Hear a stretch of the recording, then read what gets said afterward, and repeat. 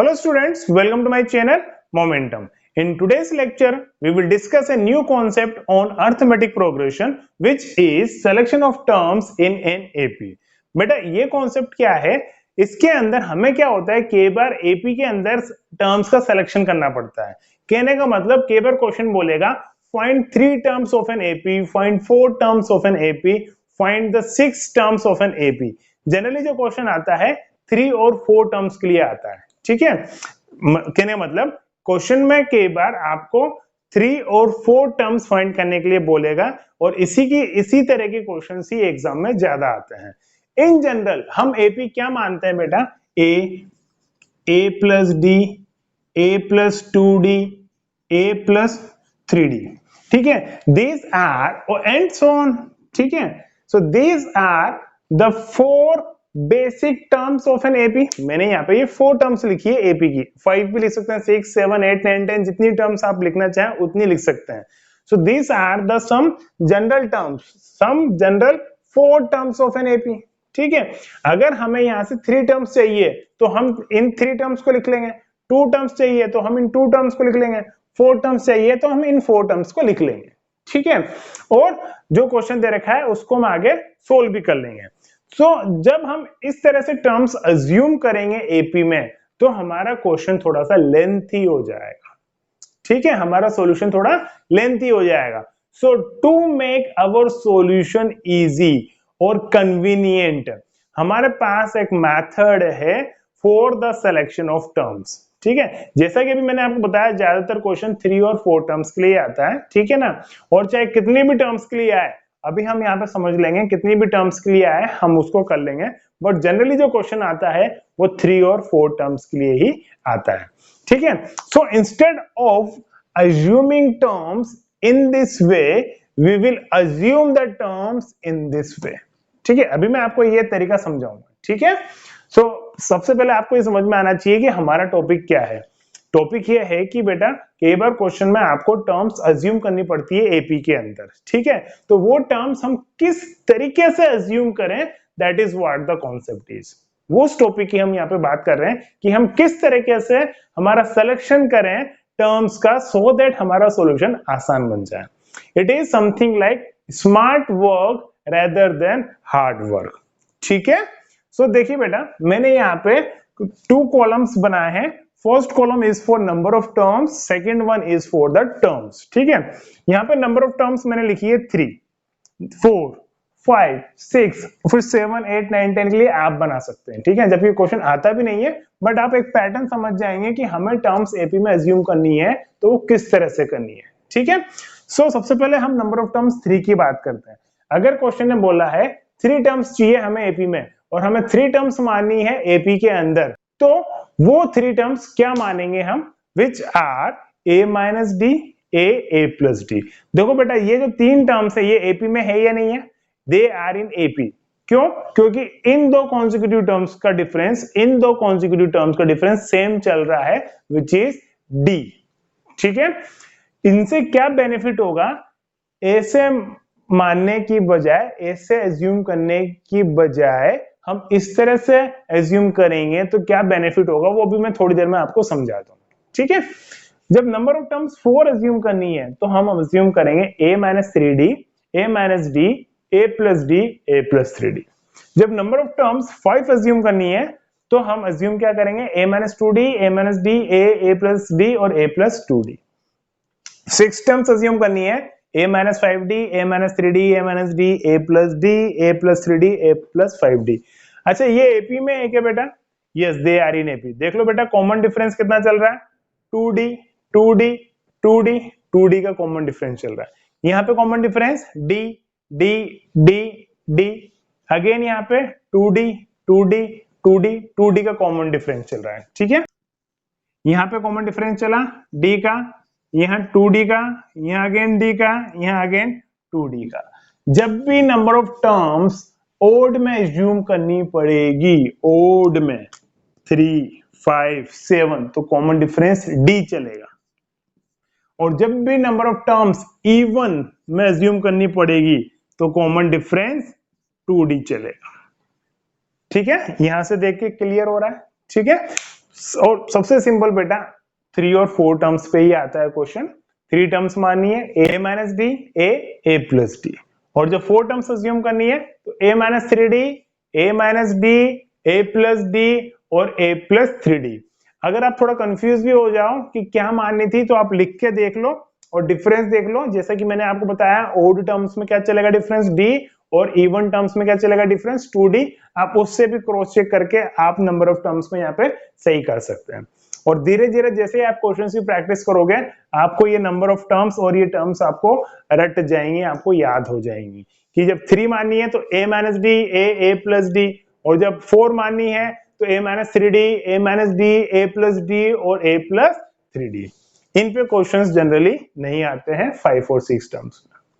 ठीक है, अभी जैसा कि मैंने आपको बताया कि अगर टर्म्स हम इस तरह से अज्यूम करते हैं तो हमें बेनिफिट है रादर देन इस तरह से अज्यूम करने पे। मैं आपको सबसे पहला बेनिफिट बताता हूं, ठीक है, बाकी बेनिफिट्स हमको क्वेश्चन करने पे पता लग जाएंगे। सबसे पहला बेनिफिट ये है बेटा, मान के चलो 3 टर्म्स के ऊपर क्वेश्चन है, 3 टर्म्स हमें माननी है एपी के अंदर। क्वेश्चन ने बोला है 3 टर्म्स एपी में मानिए जिनका सम दे रखा है हमको 15। 3 टर्म्स का सम दे रखा है 15। मान के चलो हमने ये 3 टर्म्स मानी, ठीक है ना, एपी में है ही सही है, ठीक है, और इनका सम कितना है 15। तो इसका सम तो a प्लस a 3 है, d plus 2d that is 3d, कितना है बेटा 15, और इसको सोल्व करेंगे 3 से कंप्लीट डिवाइड कर दो तो a plus D equals to 5। ये एक इक्वेशन है, ठीक है।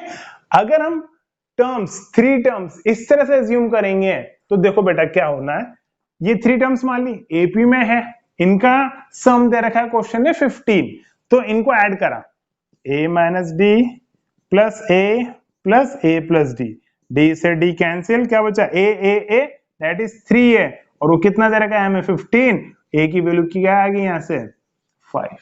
तो इस तरह से अज्यूम करने से क्या होता है बेटा, जो 2 वेरिएबल थे a और d उसमें फटाफट से एक वेरिएबल गायब हो जाता है d, और हमें दूसरा वेरिएबल मिल जाता है a।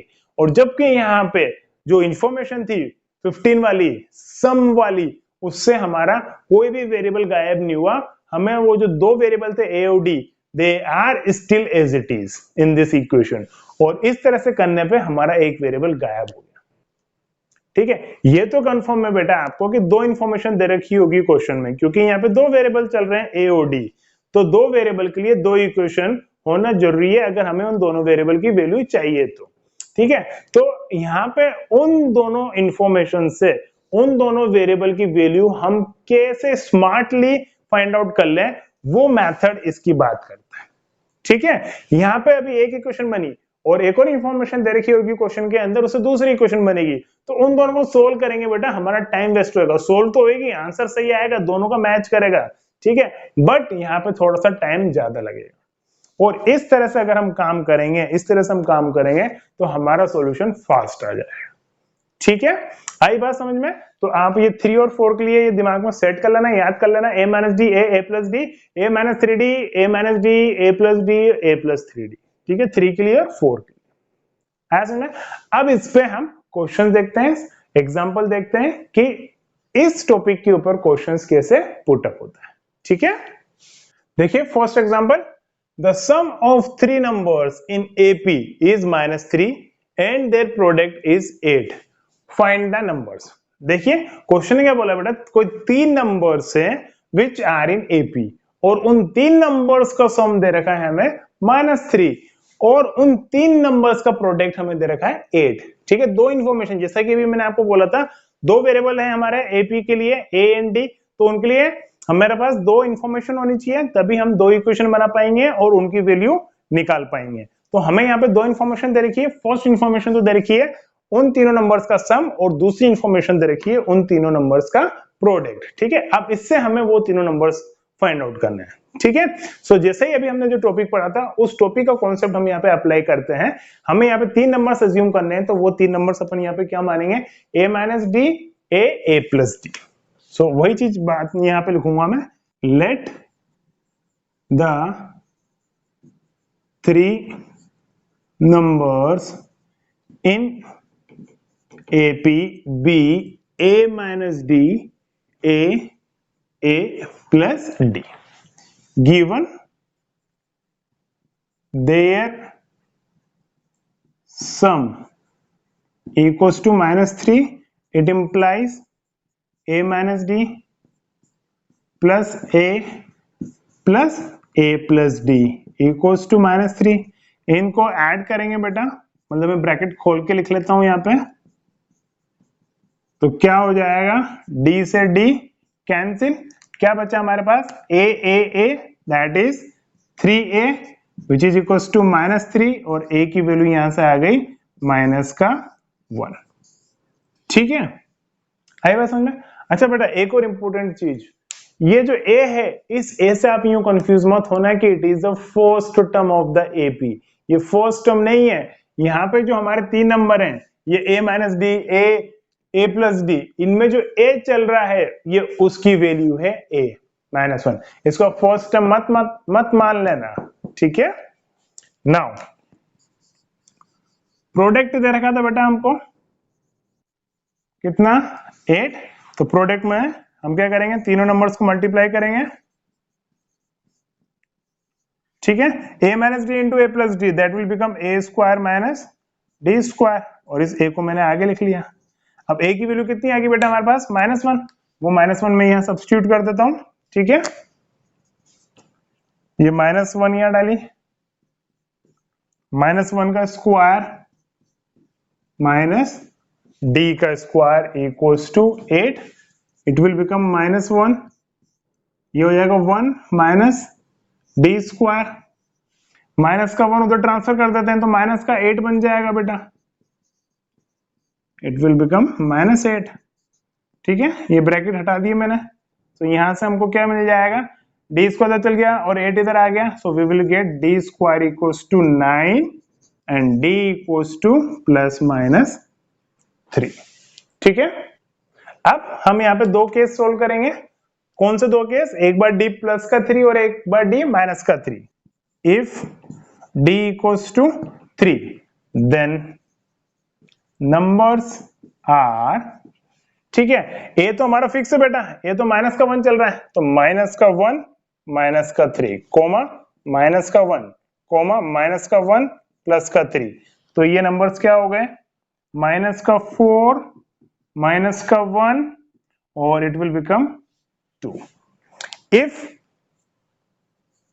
d equals to -3 then numbers are, क्या हो जाएगा बेटा, d माइनस का हो गया हमारा, दैट इज -3, ये तो वही है -1, तो वही वैल्यू हम यहां सब्स्टिट्यूट करेंगे, -1 माइनस और -3 दैट विल बिकम +3, फिर a की जगह -1, फिर a की जगह -1 और ये प्लस d, और d कितना है बेटा, -3, तो दिस नंबर विल बिकम, ये तो क्या हो जाएगा बेटा +2, ये हो गया -1 और ये हो गया -4।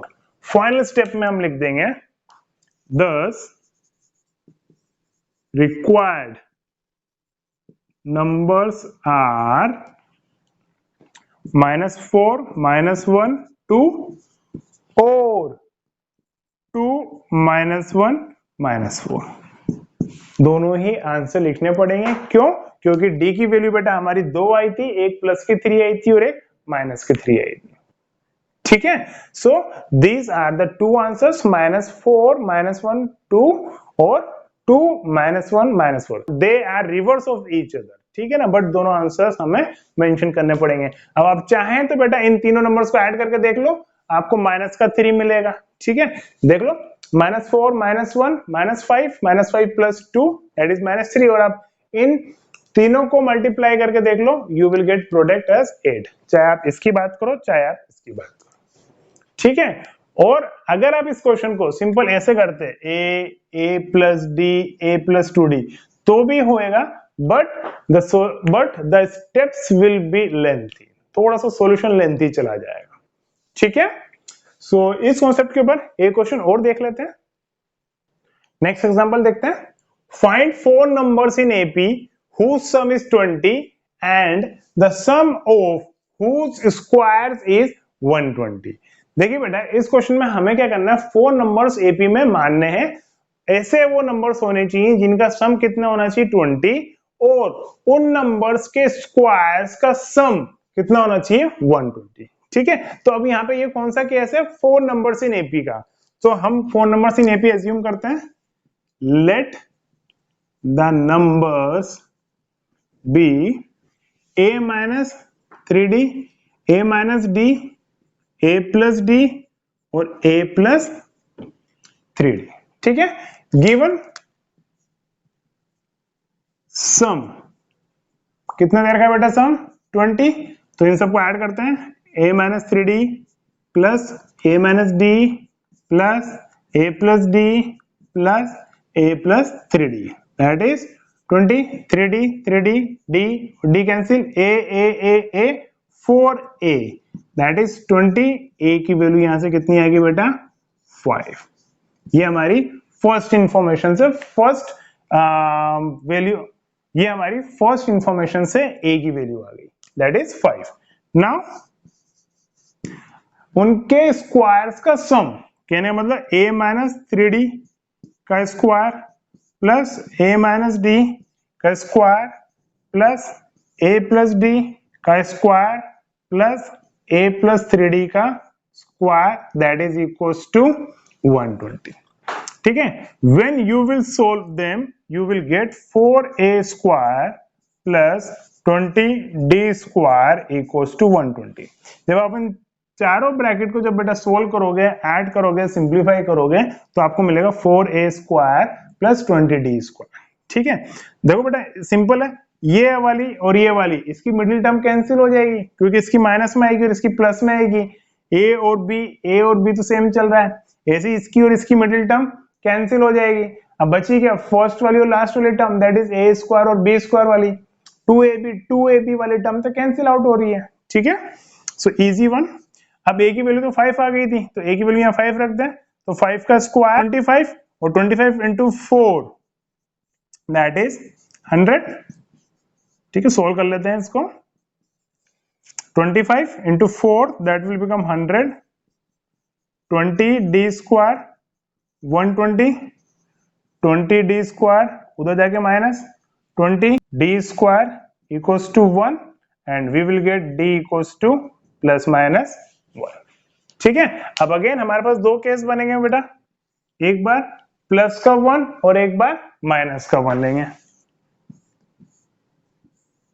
ठीक है, इफ d इक्वल्स टू 1, ठीक है, a की वैल्यू तो 5 है ही सही। ठीक है, तो यहां पे रखते हैं 5 माइनस 3, 5 माइनस 1, 5 प्लस 1, 5 प्लस 3, क्योंकि d की जगह 1 रखा तो क्या हो गया बेटा ये 2, 4, 6, 8।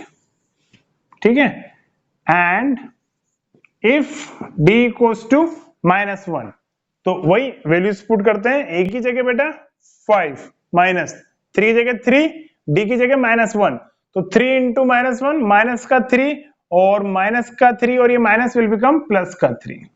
ठीक है, ऐसे ही 5 माइनस, अब d की जगह माइनस का 1 जाएगा और माइनस माइनस प्लस हो जाएगा, प्लस का 1, 5 माइनस का 1 और 5 माइनस का 3, इट विल बिकम बेटा 8, 6, 4, 2। ठीक है, so the required numbers are 2, 4, 6, 8 और 8, 6, 4, 2। ठीक है, आई बात समझ में? इजी है। अगर हम ये कॉन्सेप्ट को अप्लाई करके क्वेश्चंस करते हैं तो इजी है, और अगर हम normal in general term assume करके चलेंगे तो हमारा सॉल्यूशन लेंथी हो जाएगा। ठीक है, सो आप इन क्वेश्चंस की अच्छे से प्रैक्टिस कीजिएगा सो दैट आपका ये कॉन्सेप्ट अच्छे से क्लियर हो जाएगा, और इस कॉन्सेप्ट पे भी डेफिनेटली एग्जाम्स में क्वेश्चन आने के काफी चांसेस रहते हैं। ठीक है, so thank you so much for watching the video and bye.